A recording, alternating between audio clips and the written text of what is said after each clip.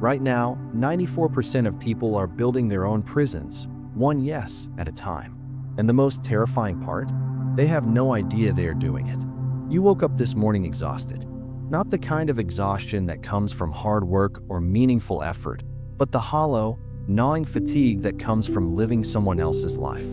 You checked your phone and immediately felt the weight of expectations pressing down on your chest. Emails demanding your attention. Messages from people who need something from you. A calendar filled with commitments you never truly wanted to make. And somewhere, buried beneath all those obligations, was the person you used to be. The person with dreams, with boundaries, with a sense of who they were and what they stood for. That person is still there, but they are suffocating. A landmark study from the University of California, San Francisco tracked over 3,000 professionals for 18 months. What they discovered was devastating. The average person says yes to requests they genuinely want to refuse 17 times per week. That is nearly 900 unwanted commitments per year. 900 times you betrayed yourself. 900 small surrenders that accumulated into a prison of your own making. But here is what the researchers found most disturbing. It was not the number that shocked them. It was the reason behind it. When asked why they agreed to things they did not want to do, participants gave variations of the same answer. They were afraid. Afraid of rejection. Afraid of conflict. Afraid of being seen as difficult, selfish, or unkind. In other words, they were not saying yes to help others. They were saying yes to protect themselves from the discomfort of disappointing someone. And in doing so, they were disappointing the one person who mattered most, themselves. Let me ask you something, and I want you to answer honestly. When was the last time you said no without apologizing? Without explaining? Without feeling that familiar twist of guilt in your stomach? If you cannot remember, you are not alone. And that is precisely the problem. Here is what separates those who live with purpose from those who merely exist. Average people believe that saying yes makes them valuable. They measure their worth by how much they give, how available they are, how quickly they respond to every demand. They confuse being needed with being respected. Elite performers understand something fundamentally different. They know that their value does not come from availability. It comes from selectivity. They understand that every yes is simultaneously a no to something else, usually something that matters far more. When Warren Buffett was asked about the secret to his success, he did not talk about investment strategies or market timing. He said, "The difference between successful people and really successful people is that really successful people say no to almost everything." Almost everything. Not some things. Almost everything. So why is it so hard?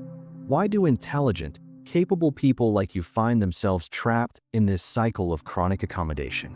The answer lies in your brain, and it goes back thousands of years. Your ancestors survived by staying in the group. Rejection from the tribe meant death. Being cast out, alone, vulnerable to predators and starvation. Your nervous system evolved to treat social rejection as a genuine threat to survival. When you consider saying no to someone, your brain activates the same regions that process physical pain. A study published in the journal Science using functional MRI scans confirmed this. Social rejection literally hurts. This is not weakness. This is evolution. Your brain is trying to keep you safe using software that was written for a world that no longer exists. But here is the revelation that changes everything. And this is what 95% of people never understand. The fear you feel when considering a boundary is not a signal that you should not set it. It is a signal that you must. That fear is the sound of old programming trying to override your present-day needs. It is your ancient brain screaming about tigers while you are sitting in an office dealing with a coworker who keeps dumping their work on your desk. The tigers are gone, but you are still running. Dr. Harriet Breaker, a clinical psychologist who spent 30 years studying people-pleasing behavior, identified the two core fears that keep people trapped. Understanding these is crucial because you cannot fight an enemy you cannot see. The first is the fear of rejection. This manifests as the desperate need to be liked, to be accepted, to avoid the pain of someone being disappointed in you. When you say yes to avoid this fear, you are essentially paying a tax to your anxiety. The cost? Your time, your energy, your dreams, your very identity. The second is the need for approval. This is subtly different and often more insidious. It is not just about avoiding rejection. It is about actively seeking validation. You say yes, not just to prevent pain, but to gain the temporary high of being seen as helpful, valuable, indispensable. It becomes an addiction, and like all addictions, the tolerance increases. What once required one favor now requires 10. Most people operate from both fears simultaneously, creating a double bind that makes saying no feel almost impossible. And this is where the paths diverge. Average people try to manage these fears by working harder. They believe that if they just do enough, give enough, sacrifice enough, eventually they will earn the right to rest. They operate from scarcity, believing that acceptance must be constantly repurchased through service. The top performers do something radically different. They do not try to earn acceptance. They assume it. They operate from a foundation of self-worth that does not require external validation to remain stable. When they say no, they do not experience it as risking rejection. They experience it as honoring their own value. The difference is not circumstance. It is identity. And identity can be rebuilt. Let me paint you a picture of the prison you may have built. Every time you said yes when you meant no, you laid a brick. Every time you over-explained, apologized for having needs, or abandoned your plans to accommodate someone else's urgency, you added another bar to the cell. Every time you told yourself, it is easier to just do it than to deal with the conflict, you handed someone else the key to your life. And here is the cruel irony. The people you built this prison for rarely appreciate it. Research from the Harvard Business School found that people who consistently accommodate others are actually perceived as less competent than those who set boundaries. You sacrificed your well-being for respect you never received. You taught people how to treat you. And the lesson you taught was this: my needs are negotiable, my time is available, and my boundaries are suggestions. But prisons can be dismantled, and the same hands that built the walls can tear them down. The first step is recognizing the cost of what you have been doing, not in abstract terms, but in concrete, measurable reality. Consider this. If you say yes to just 3 unwanted requests per week, each taking an average of 45 minutes, you are losing over 100 hours per year. That is 2.5 work weeks. Gone. Spent on other people's priorities. Now multiply that by your career. If you started working at 22 and plan to retire at 65, that is 43 years. 100 hours times 43 years equals 4,300 hours, or approximately 180 days of your life. 6 months. You will spend 6 months of your existence doing things you never wanted to do, for people who often do not even remember asking. But the time is almost irrelevant compared to the real cost. Every unnecessary yes is a slow leak of your personal power. It drains your energy. It erodes your self-respect. It trains your nervous system to believe that your needs do not matter. And over time, that belief becomes your reality. You stop dreaming because you have no energy left for dreams. You stop pursuing your goals because you have given all your resources to someone else's agenda. You stop knowing who you are because the person you have become is just a collection of other people's expectations wearing your face. That is the true cost, not ours. Identity. Here is what I want you to understand as we begin this journey together. Saying no is not selfish. It is not unkind. It is not a rejection of others. Saying no is a commitment to yourself. It is a declaration that your time has value, that your energy is finite, that your life belongs to you. And paradoxically, it is one of the greatest gifts you can give to others. When you stop overcommitting, you show up fully for the commitments you do make. When you stop spreading yourself thin across everyone's needs, you have the capacity to be truly present for the people who matter most. Boundaries do not build walls between you and others. They build bridges, but only for those who deserve to cross them. So let us take stock of what we have established. You now understand that the inability to say no is not a character flaw. It is ancient programming running in a modern world. You understand that the fear you feel is not a warning. It is simply noise from an outdated operating system. You understand that every yes has a cost. and that cost is paid in the currency of your life. And you understand that the prison you find yourself in was built by your own hands, which means those same hands have the power to dismantle it. But here is what nobody tells you about the guilt you feel when you consider setting boundaries. That guilt, it is a liar. And in the next chapter, we are going to expose exactly how it has been manipulating you your entire life. More importantly, we are going to rebuild something that chronic accommodation has slowly destroyed: your identity. Because you cannot maintain boundaries you do not believe you deserve. And right now, somewhere deep inside, a part of you still believes you do not deserve to say no. That belief is about to die. The question is not whether you can learn to say no.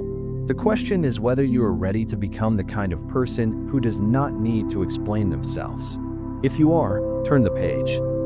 Chapter 2: Identity Congruence. Becoming the person who doesn't settle. The problem is not that you cannot say no. The problem is you do not know who you are anymore.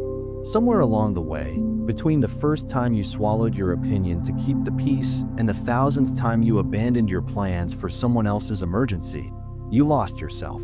Not dramatically, not all at once, but in tiny increments so small you did not notice until one day you looked in the mirror and saw a stranger. A study from Northwestern University followed 400 professionals over 5 years and discovered something remarkable. The single greatest predictor of whether someone could maintain healthy boundaries was not assertiveness training, not communication skills, not even confidence. It was identity clarity. People who had a clear sense of who they were and what they stood for said no 3 times more often than those who did not. 3 times more often. Same circumstances, same pressures, different identity. This is where most boundary advice fails you. Books tell you what to say, scripts tell you how to phrase it, but nobody addresses the fundamental problem. You cannot defend a territory you have not claimed. You cannot protect a self you have not defined. So before we talk about tactics, we need to talk about you. The real you. The one buried under years of accommodation. Here is a question that will reveal everything. If I asked you to describe yourself without mentioning your job, your relationships, or your responsibilities to others, what would you say? Most people go silent. They have defined themselves entirely by their roles, by what they do for others, by how they are useful. Remove that, and they do not know what remains. That emptiness is not a void. It is a foundation waiting to be built. Average people construct their identity around external validation. They are good because others say they are good. They are valuable because others need them.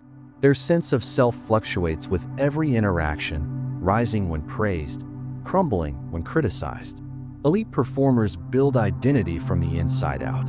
They decide who they are based on their values, their standards, their non-negotiables. External feedback becomes data to consider, not a verdict to accept. When someone disapproves of their boundary, it does not shake their foundation because their foundation was never built on that person's approval. The difference is architectural. One structure stands. One collapses at the first wind. Dr. Carol Dweck at Stanford University calls this the difference between a fixed and growth identity. But I want to take it further. What you need is what I call an anchored identity. An identity rooted in principles that do not change based on who is in the room. Let me give you a concrete example. Imagine 2 people in identical situations. Their boss asks them to work the weekend, again, for the 3rd time this month. The task is not urgent. It is simply convenient for the boss. Person A thinks, if I say no, my boss will think I am not a team player. I might miss the promotion. I should just do it. Their identity is defined by how their boss perceives them. Person B thinks, I have committed to protecting my weekends for my family. That is who I am. I will offer an alternative solution, but I will not abandon my standard. Their identity is defined by their own values. Same situation, completely different internal experience. Person A feels trapped. Person B feels aligned. This is identity congruence. When your actions match your values, when your external behavior reflects your internal standards, you experience a profound sense of integrity. The word integrity comes from the Latin integer, meaning whole, complete, undivided. Right now, you are divided. Part of you wants to set boundaries. Part of you is terrified of the consequences. That division is exhausting. It is why saying yes when you mean no feels so draining. You are at war with yourself. The solution is not to win that war. It is to end it by becoming a unified self. Here is how you begin. You need to answer 3 questions with absolute honesty. First, what do I value more than being liked? This is the hardest question because most people have never separated these things. Being liked has been so important for so long that it has contaminated everything. But somewhere inside you, there are things you care about more. Your health, your family, your peace, your purpose. Identify them. Write them down. These become your anchors. Second, what am I no longer willing to tolerate? Not what bothers you, not what frustrates you. What are you done accepting? There is a difference between disliking something and refusing to allow it. One is passive, one is definitive. Make a list. Be specific. These become your boundaries. Third, who do I want to be in 1 year if I stopped living for everyone else? Close your eyes and picture that person. How do they carry themselves? How do they respond to unreasonable requests? What does their schedule look like? How do they feel when they wake up in the morning? That person is not a fantasy. That person is who you become when you stop betraying yourself. These 3 answers form the blueprint of your new identity. But here is the critical insight. Identity is not something you feel. It is something you do. You do not wait until you feel confident to act confident. You act confident, and the feeling follows. You do not wait until you feel worthy of boundaries to set them. You set them, and the worthiness emerges. Research from the University of Hertfordshire showed that people who acted in alignment with their desired identity, even when it felt uncomfortable, reported higher self-esteem within just 3 weeks. 3 weeks of action created what years of waiting never could. This is identity in practice. Every time you say no when you mean no, you vote for the person you want to become. Every time you refuse to over-explain, you strengthen that new identity. Every time you choose alignment over approval, you lay another brick in a foundation that cannot be shaken. Average people wait for permission to become who they want to be. Elite performers give themselves that permission. They understand that no one is coming to validate their transformation. They must validate it themselves. The guilt you will feel is not evidence that you are doing something wrong. It is evidence that you are doing something new. Guilt is the friction of old identity rubbing against new behavior. It is uncomfortable, but it is temporary. What remains after the guilt fades is something permanent, a self that belongs to you. Here is your assignment before we continue. Complete this sentence. I am the kind of person who. Fill in that blank with a boundary statement. I am the kind of person who does not answer work emails after 7. I am the kind of person who requires 24 hours to consider requests. I am the kind of person who does not apologize for having needs. That sentence becomes your standard, and standards are not negotiable. You now have an identity to protect. In the next chapter, we will discover exactly where your energy is leaking. Because even with a clear identity, you cannot defend what you cannot see. And right now, there are 3 invisible holes draining your life force every single day. It is time to find them. Chapter 3. The Energy Audit, Locating Your Invisible Leaks. Every human being has 3 invisible tanks: physical, emotional, mental, and right now, yours are leaking. You feel it every evening when you collapse onto the couch, too drained to enjoy the free time you supposedly have. You feel it on Sunday nights when the anxiety of Monday already poisons your weekend. You feel it in that moment when someone asks for one more thing and something inside you wants to scream. That exhaustion is not random. It is systematic, and it has a source. A comprehensive study from the American Psychological Association tracked energy levels across 12,000 working adults. They found that people who described themselves as chronically exhausted were not working more hours than their energized counterparts. They were leaking more energy through what the researchers called boundary violations. Small, repeated drains that individually seemed insignificant but collectively devastated their capacity for life. The average person experiences 14 boundary violations per day. 14 moments where their energy flows out to someone or something that should not have access to it. Let us examine where you are bleeding. The first tank is physical. This is the most obvious, yet often the most ignored. Physical boundary violations happen when you sacrifice your body's needs for someone else's convenience.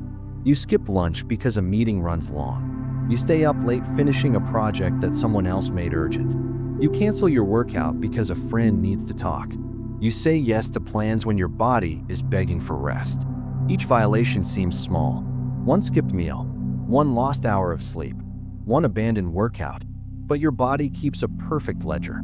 It records every debt and eventually demands payment, usually at the worst possible time. That cold you catch before the big presentation, that back pain that appears during your vacation, that complete burnout that sidelines you for weeks. Average people treat their physical energy as infinitely renewable. They borrow against tomorrow constantly, assuming they can always repay it later. Elite performers understand that physical energy is the foundation of everything else. Without it, emotional resilience crumbles. Without it, mental clarity disappears.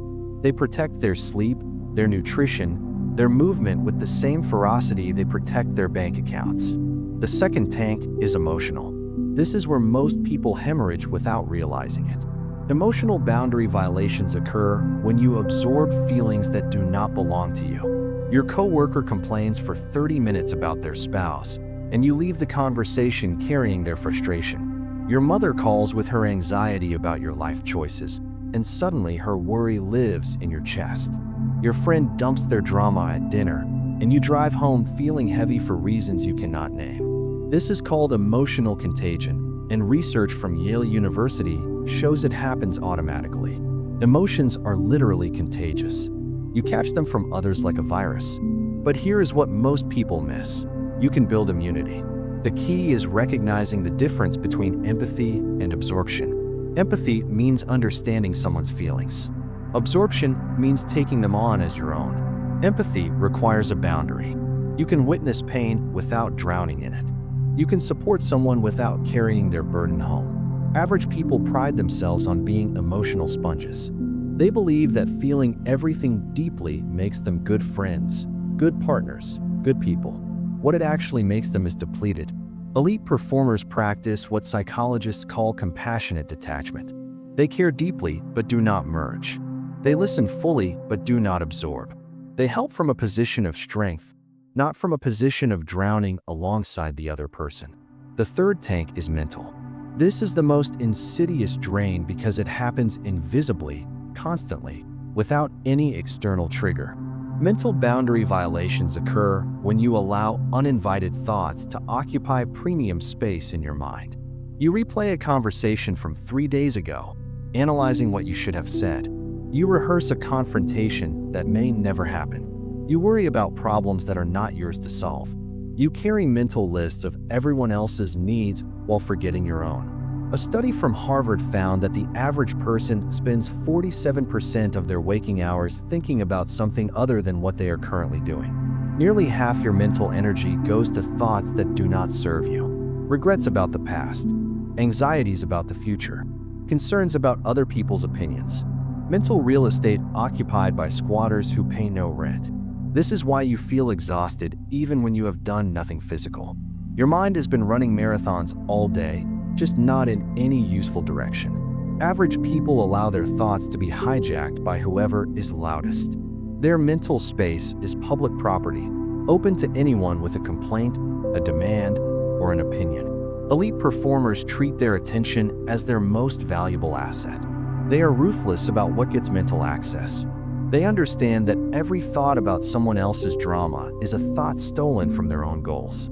Now comes the difficult part. You must audit yourself honestly. Take a single day and track where your energy goes. Not your time, your energy. They are not the same thing. You can spend an hour in a meeting that drains you for 3 hours afterward. You can spend 10 minutes with the right person and feel recharged for the rest of the day. Ask yourself these questions at the end of each interaction. Did this fill me or empty me? Did I choose this or was it imposed? Did I show up as myself or as a version designed to please? The patterns will emerge quickly. You will discover that certain people consistently drain you. Certain commitments always cost more than they give. Certain mental loops steal hours of your life every week. These are your leaks. And now that you see them, you cannot unsee them. Here is what most people do with this information: nothing. They identify the leaks and then continue tolerating them because fixing them requires discomfort. They would rather bleed slowly than face a difficult conversation. Elite performers understand that identifying a leak obligates you to address it. Not immediately, not recklessly, but systematically. You do not have to confront every drain today, but you do have to stop pretending they do not exist. Your energy is not unlimited. Every drop you waste on things that do not matter is a drop stolen from things that do. Your dreams, your health, your relationships with people who actually deserve access to you. You have now mapped your leaks. Physical, emotional, and mental. You know where you are bleeding, but knowing is not enough. In the next chapter, we will confront the most dangerous leak of all, the one disguised as a virtue. Because your niceness is not what you think it is, and it is costing you far more than you realize. Chapter 4. The Respect Rule. Why nice is a liability.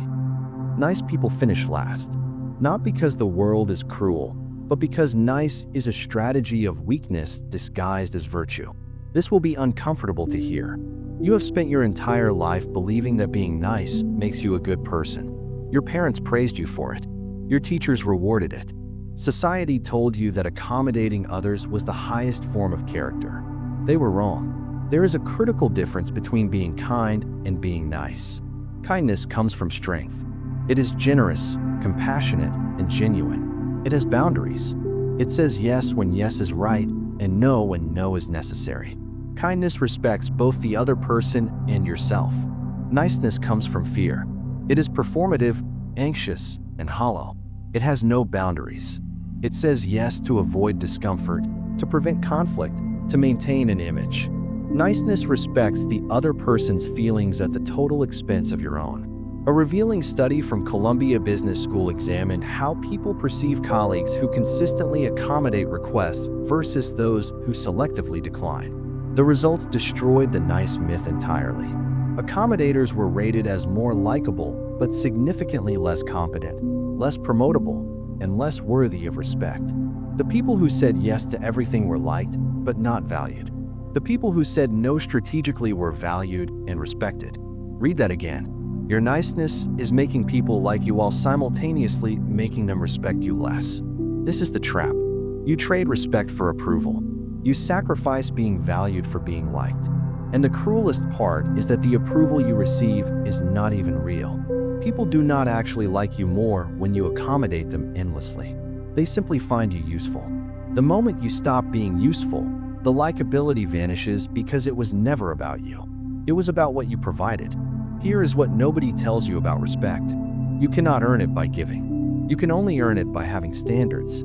Think about the people you genuinely respect. Not the people you find pleasant or agreeable, but the people whose opinion actually matters to you. They have standards. They have limits. They do not bend to every request or crumble under every pressure. Their yes means something because their no exists. Now think about the people pleasers in your life. The ones who agree to everything, apologize constantly, and never push back. Do you respect them? Or do you, somewhere in the back of your mind, see them as slightly weak? Be honest. The answer reveals everything. Average people believe that setting boundaries will make others dislike them. They operate from scarcity, terrified that any friction will cost them relationships. So they smooth every edge, accommodate every request, and apologize for existing. Elite performers understand the paradox. Boundaries do not repel people. They attract the right ones while filtering out the wrong ones. When you have standards, you become more interesting, not less. You become someone worth knowing, worth respecting, worth valuing. The people who leave when you set boundaries were never really there for you. They were there for what you gave them. Let me illustrate this with a pattern you will recognize. You have a friend who constantly asks for favors. You always say yes. Over time, the requests increase. They become larger, more frequent, more presumptuous. You start to feel resentful, but you keep saying yes because you do not want to damage the friendship. Here is what is actually happening. Every time you say yes without wanting to, you teach that person that your boundaries do not exist. You train them to expect compliance. You literally create the behavior you resent. and then you blame them for treating you the way you taught them to treat you. This is not their fault. It is the consequence of your niceness. Research from the University of Texas found that people subconsciously calibrate their requests based on past responses. If you have always said yes, they will ask for more. If you have occasionally said no, they will ask for less and with more consideration. Your history of accommodation has programmed the people around you to take you for granted. But the programming can be changed. The respect rule is simple. People will treat you exactly how you teach them to treat you, not how you hope they will treat you, not how they should treat you if they were considerate, how you teach them through your actions, your responses, your boundaries, or lack thereof. Every yes teaches a lesson. Every no teaches a lesson. Every time you accept something you should not accept, you write a rule in that person's mind about what is acceptable. Every time you tolerate disrespect, you give permission for more. This is why setting boundaries often feels uncomfortable at first. You are not just changing your behavior. You are rewriting rules that have been established for years. The people around you will resist. They will test. They will push back. Not because they are bad people, but because you are changing a system they had come to rely on. Their resistance is not evidence that you are wrong. It is evidence that your boundary is working. It is being noticed. It is creating change. Average people interpret pushback as a sign to retreat. They set a boundary, feel the discomfort of resistance, and immediately abandon their position. They apologize for having needs. They explain themselves into submission. They mistake the other person's inconvenience for their own wrongdoing. Elite performers expect the resistance and hold firm anyway. They understand that the discomfort is temporary, but the respect is permanent. They know that the first boundary is always the hardest because it rewrites the longest history. But once rewritten, the new rules become the new normal. Here is what happens when you stop being nice and start being kind with boundaries. Some people will leave. Let them. They were not relationships. They were arrangements based on your endless giving. What remains are people who value you for who you are, not for what you provide. And something else happens. You start to respect yourself. That internal voice that has been whispering that you are a pushover, that you let people walk over you, that you have no spine, finally goes quiet.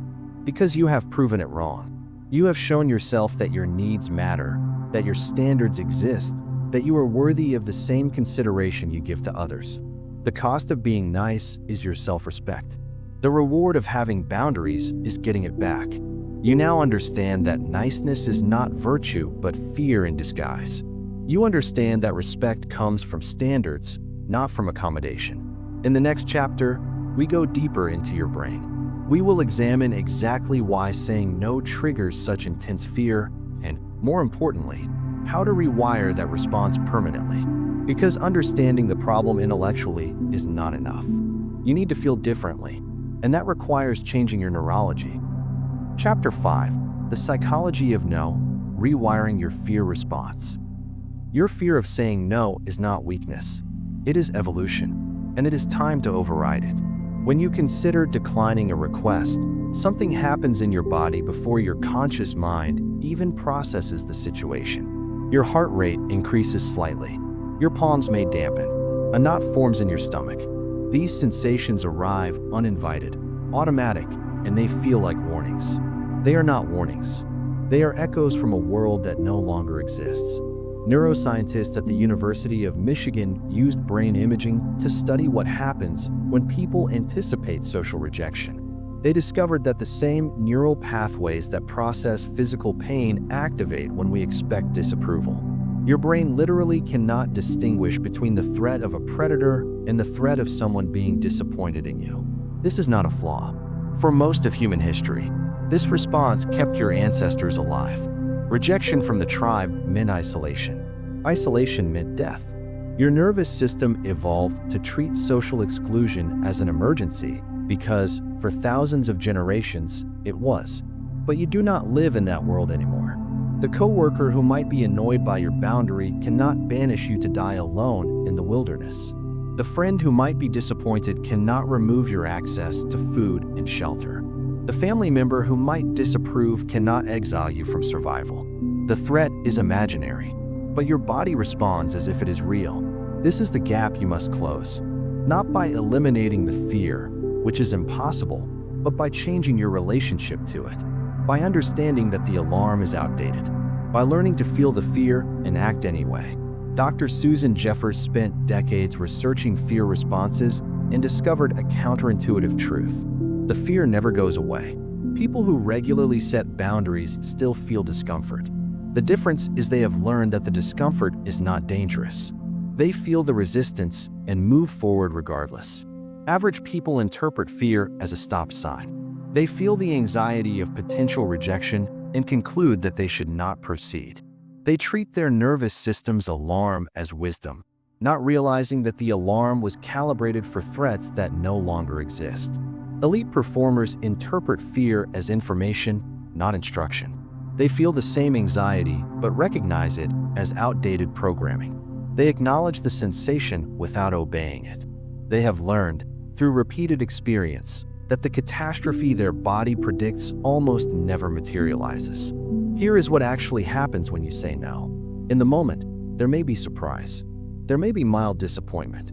Occasionally, there may be pushback. But then life continues. The relationship survives. The world does not end.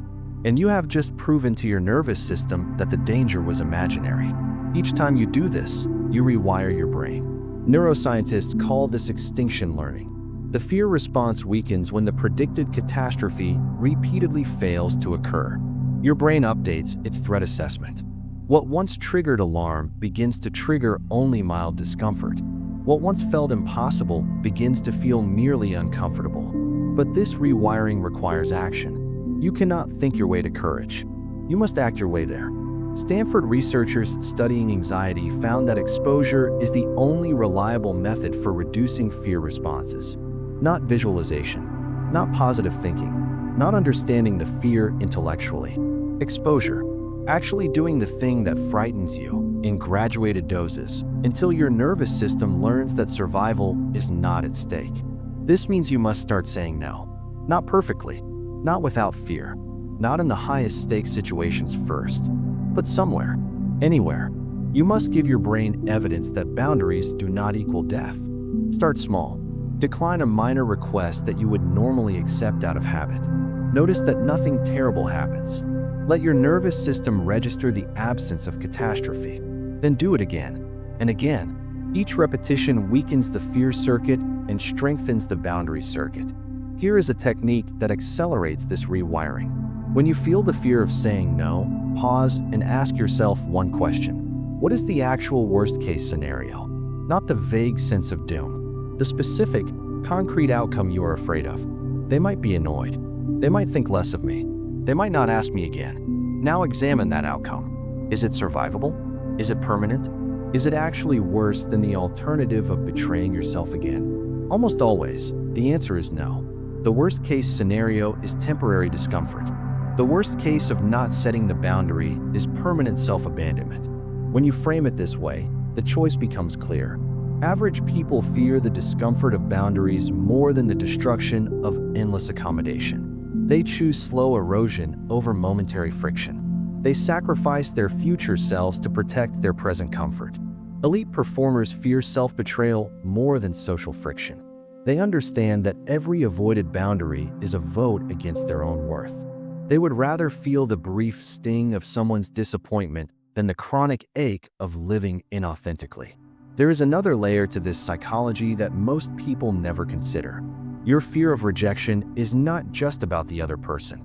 It is about what their rejection would confirm about you. Deep down, many people believe they are not worthy of boundaries.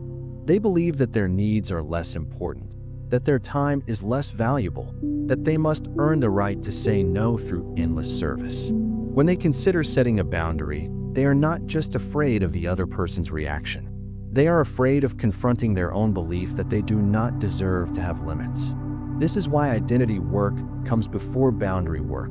You must believe you are worthy of protection before you can protect yourself. You must see your time as valuable before you can guard it. You must accept that your needs matter before you can assert them. The fear response feeds on unworthiness. When you truly believe you deserve boundaries, the fear loses its power. You still feel it, but it no longer controls you. It becomes background noise rather than a commanding voice. Here is your practice. The next time you feel the urge to say yes when you want to say no, pause. Feel the fear fully. Do not resist it or judge it. Simply observe it. Then remind yourself, this alarm was designed for a world that no longer exists. The danger is not real. I am allowed to protect myself. Then say no anyway. The fear will spike. Your body will protest. And nothing bad will happen. You will survive. And something inside you will shift. A small crack will appear in the wall of fear that has contained you for so long. With enough cracks, the wall crumbles. You now understand that your fear is biological, not logical. You understand that it can be rewired through action, not thought. You understand that courage is not the absence of fear, but the decision that something else matters more. In the next chapter, we take these principles to the battlefield where they matter most, your workplace. Because professional boundaries require different strategies than personal ones, and your career may depend on mastering them. Chapter 6: Professional Warfare, Boundaries at Work. Your boss does not respect your boundaries because you have never had any. This is not an insult.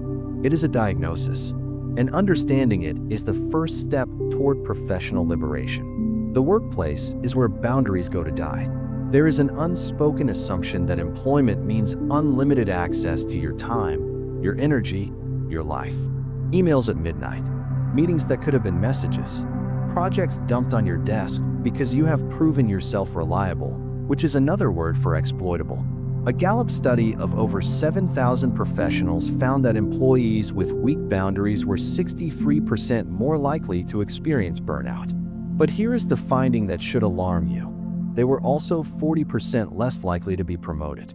The very accommodation you thought was building your career was actually destroying it. This contradicts everything you have been told. Work hard. Be a team player. Go the extra mile. Say yes to opportunities. These mantras have been drilled into you since your first job, and they contain a dangerous half-truth. Hard work matters. Being collaborative matters. But there is a line where dedication becomes self-destruction, where being helpful becomes being used, where going the extra mile becomes running yourself into the ground while others watch. Elite performers know exactly where that line is, and they defend it. Let us examine the 3 most common workplace boundary violations and how to handle each one. The first is scope creep. This happens when your role gradually expands to include responsibilities that were never part of your job. Someone asks you to help with one small task. You do it well. Now that task is yours forever. Another request comes, then another. Before you realize it, you are doing 2 jobs while being paid for one. Average people allow scope creep because they fear being seen as not a team player. They absorb extra work silently, hoping someone will notice their sacrifice and reward it. No one notices. Or worse, they notice and add more.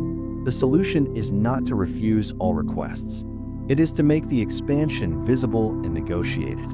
When additional responsibilities appear, you say, I can take this on. Let us discuss what comes off my plate to make room, or how this changes my role going forward.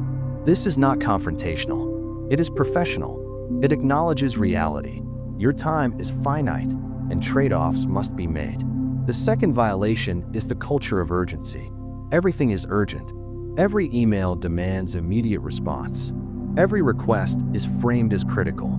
This manufactured emergency keeps you reactive, never proactive, always responding to someone else's priorities instead of advancing your own. Research from the University of California found that it takes an average of 23 minutes to fully regain focus after an interruption. If you are interrupted just 4 times per day, you lose over 90 minutes to recovery alone. That is nearly 2 hours of productivity stolen by other people's urgencies. Elite performers protect their focus ruthlessly. They batch their email responses rather than monitoring constantly. They block time for deep work and defend it like a crucial meeting. They understand that being responsive and being reactive are different things. Responsive means you address important communications in reasonable time. Reactive means you drop everything whenever anyone wants anything. The script is simple. When someone demands immediate attention for something that is not genuinely urgent, you say, I am in the middle of focused work right now. I will get back to you by end of day. If it is truly an emergency, Let me know, and I will shift my priorities. This does two things. It establishes that your time has structure, and it forces the other person to evaluate whether their request actually warrants interruption. Most do not.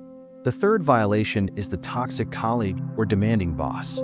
This is the most delicate territory because the power dynamics are real. You cannot treat your manager the same way you treat a peer, but you can still have boundaries. With toxic colleagues who dump work, complain endlessly, or undermine you, the approach is strategic distance. You do not need to confront them. You need to limit their access. Keep interactions professional and brief. Do not volunteer personal information that can be used against you. Respond to their drama with neutral statements that neither engage nor inflame. With demanding bosses, the key is proactive communication. Do not wait until you are drowning to speak up. When a new assignment arrives on top of an already full plate, you say, "I want to make sure I deliver quality work. Here is my current workload. Help me understand how you would like me to prioritize these projects." This is not pushing back. It is managing up. You are not saying no. You are asking for clarity. You are making your boss a partner in the prioritization rather than an adversary demanding the impossible. Average people suffer silently and then explode or quit. They swing between total accommodation and total withdrawal. Elite performers communicate consistently before reaching either extreme. They raise concerns early, propose solutions, and treat boundary setting as a normal part of professional life. Here is a truth that transforms how you approach workplace boundaries. Your job is not to make your boss's life easy. Your job is to deliver results. Sometimes those align, sometimes they do not. When your boss asks for something that compromises your ability to deliver results, you are not being difficult by raising concerns. You are being professional. The employee who says yes to everything and delivers mediocre work is less valuable than the employee who negotiates realistic commitments and delivers excellence. Quality requires protection. Excellence requires boundaries. There is one more workplace boundary that most people neglect entirely: the boundary between your professional identity and your personal worth. Your job is something you do. It is not who you are. When you tie your entire self-worth to your professional performance, every criticism becomes an existential threat. Every setback becomes a personal failure. Elite performers maintain separation. They care about their work without being consumed by it. They accept feedback without crumbling. They can lose a project without losing themselves.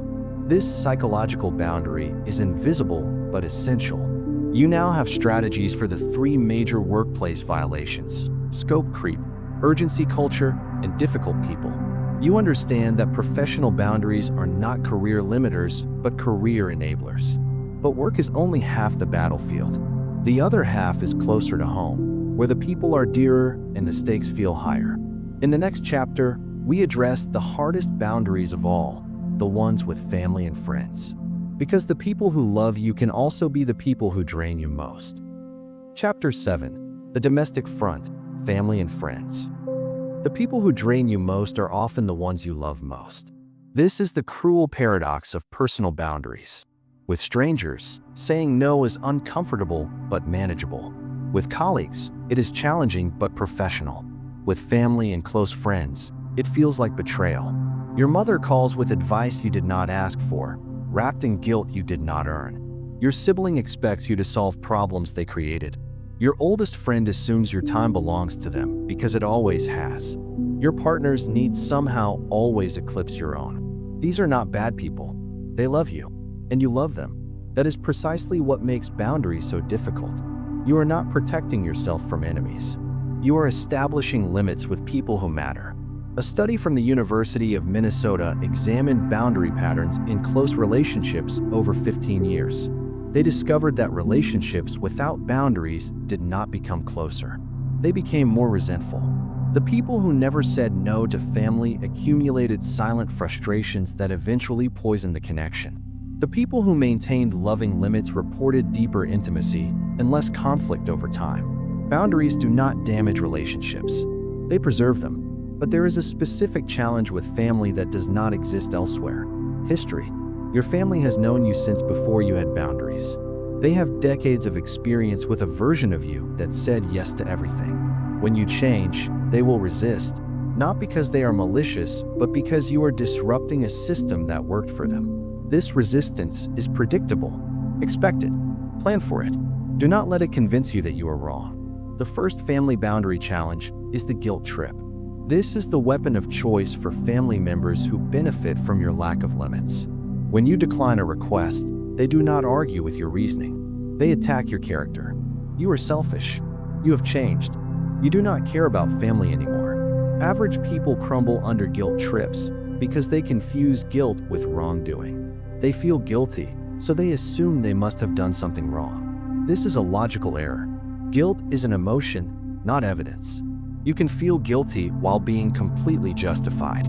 You can feel terrible while doing the right thing. Elite performers recognize guilt trips as manipulation tactics, even when the manipulator does not realize they are doing it. Your mother may genuinely believe you are being selfish. That belief does not make it true. Her disappointment is her feeling to manage, not your responsibility to prevent. The response to a guilt trip is calm acknowledgement without capitulation. You might say, "I understand you are disappointed. I love you." And my answer is still no. You do not argue. You do not justify. You do not get drawn into a debate about your character. You simply hold your position while acknowledging their feelings. The second challenge is the chronic taker. Every family seems to have one. The person who always needs something. Money, time, emotional labor, rescue from their latest crisis. They frame every request as urgent. They have a talent for making their problems your emergencies. With chronic takers, the pattern must be broken completely. Partial boundaries do not work. If you help sometimes, but not others, they learn to escalate until they find your breaking point. They become experts at manufacturing situations desperate enough to overcome your resistance. The solution is consistency. You decide in advance what you will and will not provide. Then you hold that line regardless of the specific circumstances. This is not cruelty. It is clarity. The chronic taker needs to learn that their emergencies are their responsibility. As long as you keep rescuing them, they have no incentive to change. The third challenge is the enmeshed relationship. This is when the boundary between you and another person has become so blurred that you no longer know where you end and they begin. Their mood becomes your mood. Their problems become your problems. Their opinions about your life carry more weight than your own. Enmeshment often masquerades as closeness. We are so connected. We tell each other everything. But true intimacy requires two separate selves choosing to connect. Enmeshment is not connection. It is fusion. And fusion means someone is losing themselves. Research from relationship psychologist Dr. Harriet Lerner shows that differentiation, the ability to maintain your own identity while staying connected to others, is the foundation of healthy relationships. The most satisfying relationships are between two whole people, not two half people desperately clinging to each other for completion. Creating boundaries in an enmeshed relationship requires reclaiming your separate self. This means tolerating the other person's discomfort without immediately rushing to fix it. It means having opinions they disagree with and not apologizing for them. It means making decisions based on your own values rather than their expectations. Now let us discuss friendships, which carry their own boundary challenges. Long-term friendships often operate on outdated agreements. The dynamic that worked when you were 22 may not serve you at 40. But friendships resist renegotiation. There is an unspoken assumption that the relationship should continue exactly as it always has. When you change and your friend has not, tension emerges. They want the old you. They want the person who was always available, always agreeable, always willing to drop everything. Your growth feels like rejection to them. Average people sacrifice their evolution to preserve comfortable friendships. They stay small so others do not feel threatened. They hide their changes to avoid difficult conversations. Elite performers understand that some friendships will not survive your growth. This is painful but necessary. A friendship that requires you to remain stagnant is not a friendship. It is a cage with a pleasant name. The friends worth keeping will adjust. They will celebrate your boundaries even when those boundaries occasionally inconvenience them. They will respect your growth even when it creates distance. They will love the person you are becoming, not just the person you were. Here is a truth that liberates. You are not responsible for managing other people's feelings about your boundaries. You are responsible for communicating clearly and kindly. You are responsible for being consistent. You are not responsible for their reaction. Your mother can be disappointed. Your sibling can be frustrated. Your friend can feel hurt. These are their emotions to process. You can have compassion for their experience without abandoning your position. You can love someone fully while still saying no. Boundaries with family and friends are the hardest to set and the most important to maintain. These relationships shape your daily experience of life. When they are healthy, everything becomes easier. When they are draining, everything becomes harder. You now understand that loving someone does not mean unlimited access. You understand that guilt is not evidence of wrongdoing. You understand that some relationships must evolve or end. In the next chapter, we address the single most powerful boundary technique that almost everyone gets wrong. It requires no scripts, no confrontation, no lengthy explanations. It requires only one thing: your silence. Chapter 8. The Silence Protocol. Stop explaining yourself. Every time you explain your no, you hand them a weapon to use against you. This is the mistake that destroys more boundaries than any other. You say no, and then you keep talking. You offer reasons. You provide justifications. You build a case for why your refusal is legitimate, as if you are a defendant and they are the judge. You are not a defendant. You do not need a verdict. And your explanations are not helping you. They are destroying you. Here is what happens when you explain. You say, "I cannot help you move this weekend because I have plans with my family." You think you are being polite. You think the reason will help them understand. But what they hear is different. They hear a problem to be solved. They hear an objection to be overcome. So they respond, "What if you helped in the morning and did your family thing in the afternoon?" Or, "Can you reschedule your family plans?" Or, "This is really important, more important than whatever you had planned." Now you are negotiating. Now you are defending your plans, justifying their value, comparing them to the request. You have transformed a simple no into a debate. And in that debate, you are losing. A study from Columbia University examined negotiation patterns and found that people who provided reasons for their positions were significantly more likely to have those positions challenged. The reasons became targets. Each justification offered a new angle of attack. The researchers called this the explanation trap. By trying to make your no more palatable, you make it more vulnerable. Average people explain because they believe it is kind. They think reasons soften the blow. They imagine that understanding will create acceptance. This is backwards. Explanations do not create acceptance. They create negotiation. They signal that your no is conditional, that with the right argument, it could become a yes. Elite performers understand that no is a complete sentence. It does not require decoration. It does not need support. It stands on its own, whole and final. This feels brutal at first. It feels rude. Everything in your conditioning screams that you must provide context, that bare refusal is unacceptable, that you owe people an explanation. You do not owe anyone an explanation for protecting yourself. Let me show you the power of unexplained refusal. Someone asked you to take on an extra project. Instead of listing your current workload, your stress levels, your other commitments, you simply say, "That does not work for me." Then you stop talking. There is nothing to argue with. There is no reason to dismantle. There is no objection to overcome. There is only your position, stated clearly and without apology. The silence after your no is not empty. It is full of power. It communicates that you have made your decision, that the decision is final, and that further discussion is unnecessary. Most people will accept this. They may be surprised. They may be momentarily uncomfortable, but they will move on. The ones who push after a clear, unexplained no are revealing something important about themselves. They are showing you that they do not respect your right to decline. This is valuable information. It tells you exactly how they view your boundaries, as obstacles to overcome rather than limits to respect. Here is the protocol for implementing silence after your no. First, give your answer. Make it clear and direct. "I cannot do that. That does not work for me. No, I am not available." Choose language that is definitive, not tentative. Avoid phrases like "I do not think I can" or "I am not sure if I should."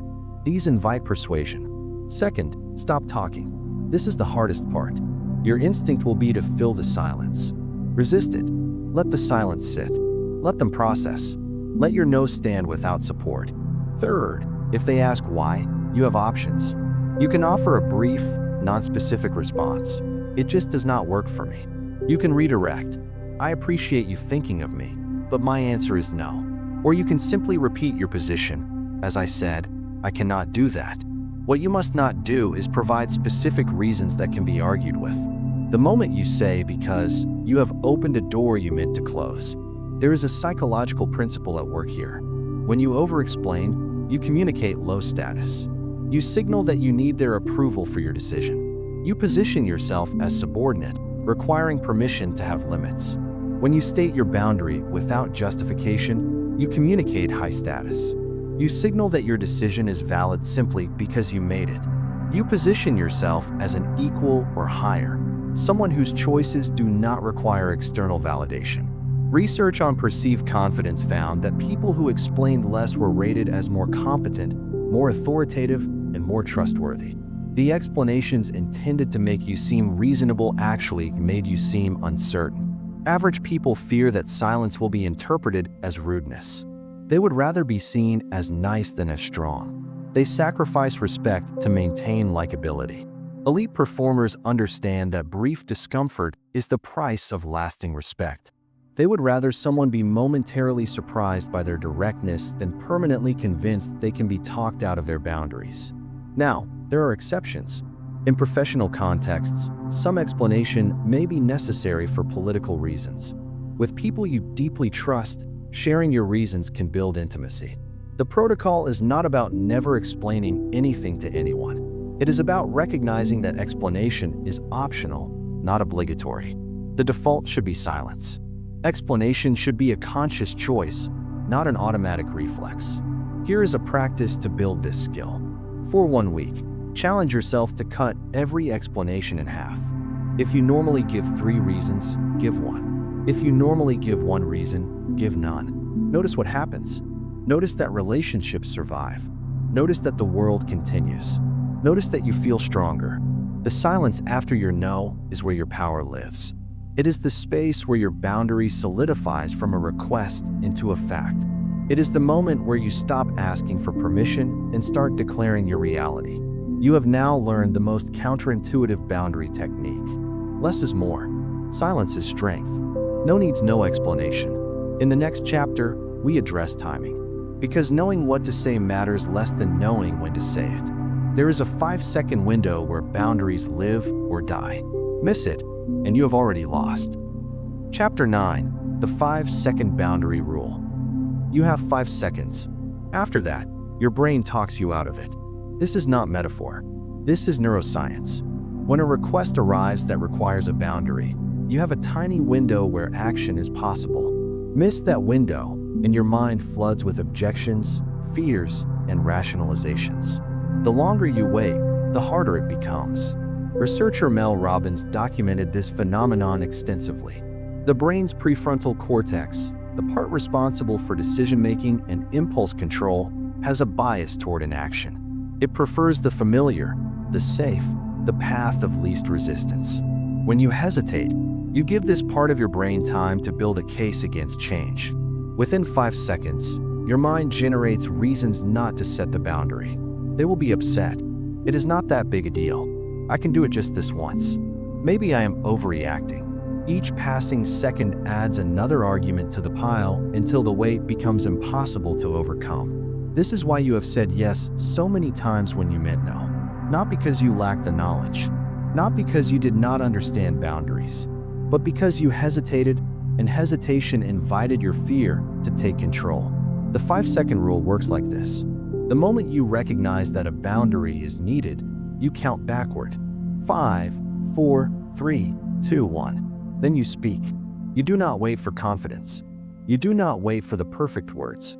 You do not wait until you feel ready. You act before your brain has time to intervene. This feels reckless. It feels irresponsible.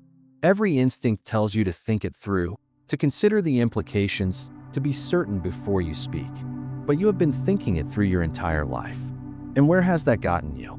Exhausted, resentful, trapped in commitments you never wanted. Your careful consideration has not protected you. It has imprisoned you.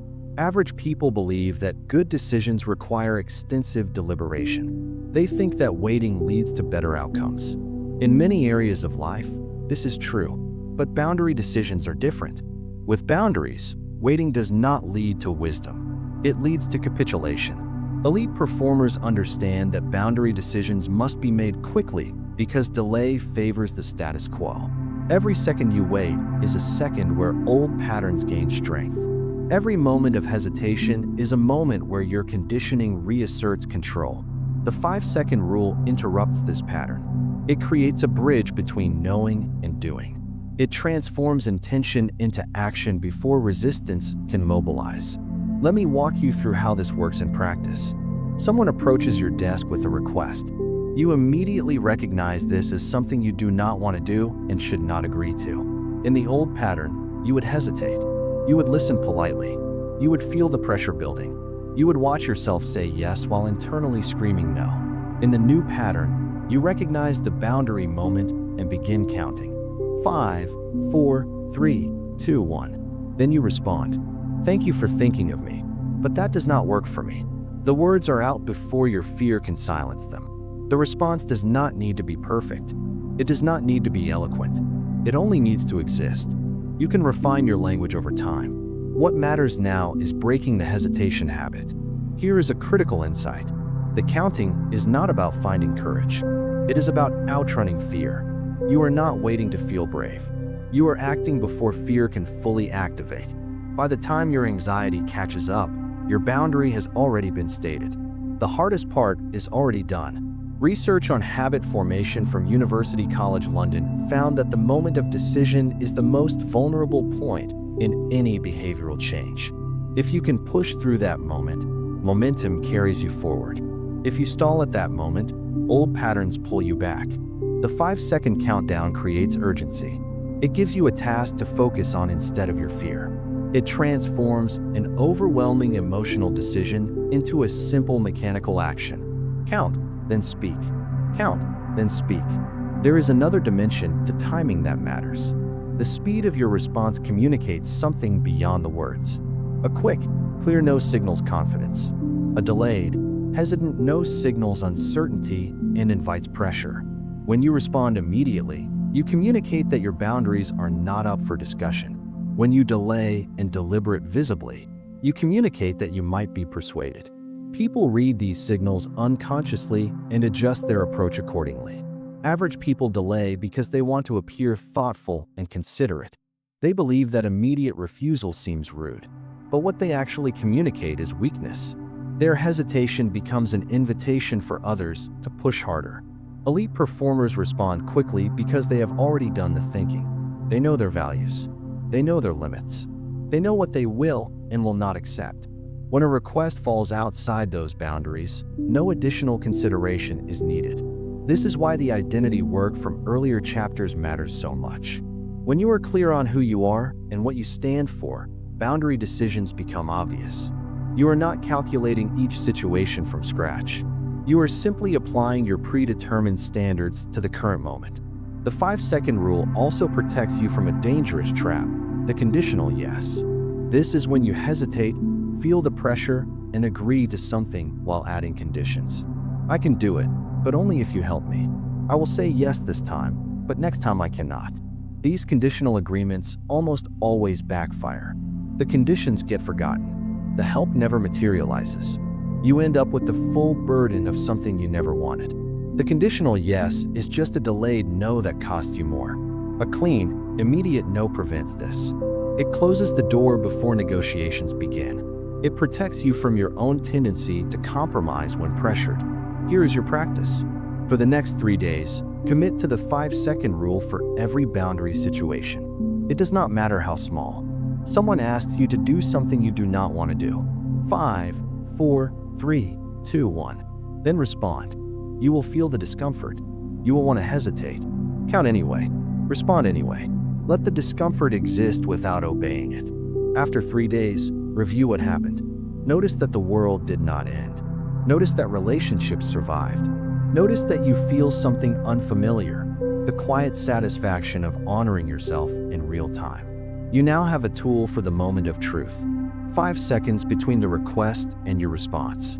5 seconds between your old life and your new one. In the final chapter, we bring everything together. You have the knowledge. You have the techniques. What you need now is the mindset that makes all of this permanent. It is time to become anti-fragile, to build an identity that does not just survive challenges to your boundaries, but grows stronger because of them. Chapter 10, The Anti-Fragile Mindset, Living by Your Own Standards. Some people break under pressure. Others survive. A few get stronger. Which will you be? This is the question that separates temporary change from permanent transformation. You now have the knowledge, the techniques, the frameworks. But knowledge fades. Techniques get forgotten. What remains, what becomes permanent, is who you become in the process. The philosopher Nassim Taleb introduced a concept that perfectly describes what you are building. He called it anti-fragility. Fragile things break under stress. Resilient things survive stress unchanged. Anti-fragile things actually improve because of stress. They need resistance to grow stronger. Your boundary practice must become anti-fragile. Every challenge to your limits must make them stronger, not weaker. Every pushback must reinforce your resolve, not erode it. Every uncomfortable conversation must deepen your commitment, not shake it. This is not natural. Your default response to resistance is retreat. When someone pushes back on your boundary, your instinct is to soften, to compromise, to find a middle ground that makes the discomfort disappear. That instinct will destroy everything you have built. Average people treat boundary challenges as threats. When someone resists their no, they experience it as failure. They question themselves. They wonder if they were too harsh, too rigid, too selfish. The resistance becomes evidence that they did something wrong. Elite performers treat boundary challenges as training. When someone resists their no, they experience it as practice. They observe their own response. They notice what worked and what did not. The resistance becomes an opportunity to strengthen their skill. Each challenge leaves them more capable than before. This reframe is essential. You are not trying to reach a point where setting boundaries is easy. That point does not exist. You are building the capacity to do hard things consistently. The difficulty is not the obstacle. The difficulty is the path. Research from cognitive psychology shows that skills developed under challenge are more durable than skills developed in comfort. Struggle creates stronger neural pathways. Discomfort cements learning. The boundaries you fight for become part of you in ways that easy boundaries never could. Here is what the anti-fragile mindset looks like in practice. Someone important to you expresses deep disappointment in your boundary. Instead of crumbling, you acknowledge their feeling while maintaining your position. The conversation is uncomfortable. You want to give in. You do not. Afterward, you feel shaken but intact. And you notice something. You survived. The relationship survived. Your worst fears did not materialize. That experience changes you. Not because it was pleasant, but because it was proof. Proof that you can hold your ground. Proof that discomfort is survivable. Proof that you are becoming someone new. The next challenge is slightly easier. Not because the situation is different, but because you are different. You have evidence now. You have a track record. Each successful boundary becomes a brick in a foundation that grows more solid over time. But there will be failures. You will say yes when you meant no. You will over-explain when you should have stayed silent. You will hesitate past the 5-second window. This is inevitable. Average people treat failures as proof that change is impossible. One slip becomes evidence that they cannot do this, that boundaries are not for them, that they should give up and return to their old patterns. Elite performers treat failures as data. One slip becomes information about a trigger they did not anticipate, a situation that needs a different approach, a skill that requires more practice. They do not attach their identity to perfection. They attach it to persistence. The anti-fragile mindset does not require you to never fail. It requires you to never quit, to get back up every time, to treat each setback as a setup for a stronger comeback. Here is a truth that will sustain you through the difficult days ahead. You are not doing this for them. You are doing this for you. Not the current you, exhausted and resentful. The future you, the version of yourself that exists on the other side of this transformation. That person has 2 hours of protected time every day. That person has energy left at the end of the week. That person has relationships built on mutual respect rather than endless sacrifice. That person knows who they are because they have not given themselves away. Every boundary you set today is a gift to that person. Every no you speak is an investment in that future. Every uncomfortable conversation is the price of admission to a better life. This is what makes the struggle worthwhile. Not some abstract principle about self-respect. Not philosophical ideas about boundaries.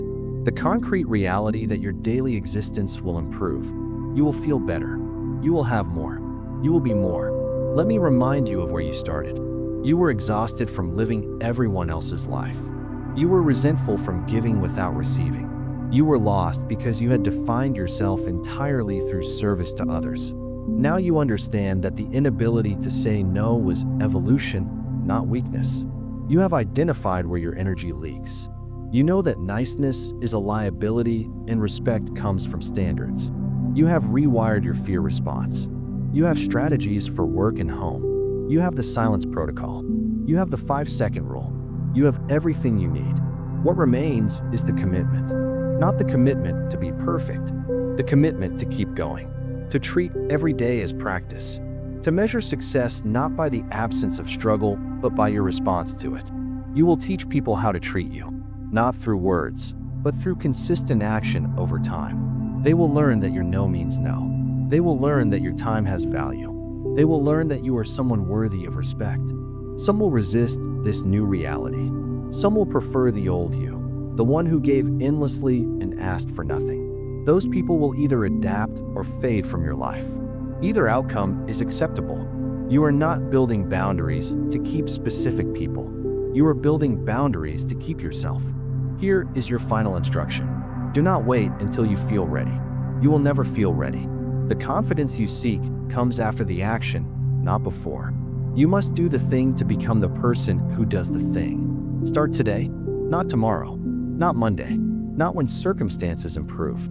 Today, one boundary, one no, one moment where you choose yourself instead of abandoning yourself. That single moment is the beginning of everything. You are not required to set yourself on fire to keep others warm. You are not obligated to pour from an empty cup. You are not selfish for having limits. You are human. Your boundaries are not walls that isolate you from the world.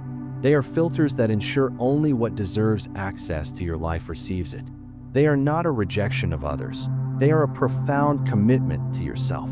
Remember, a yes to someone else should never be a betrayal of yourself. Every unnecessary yes you utter is a slow leak of your personal power.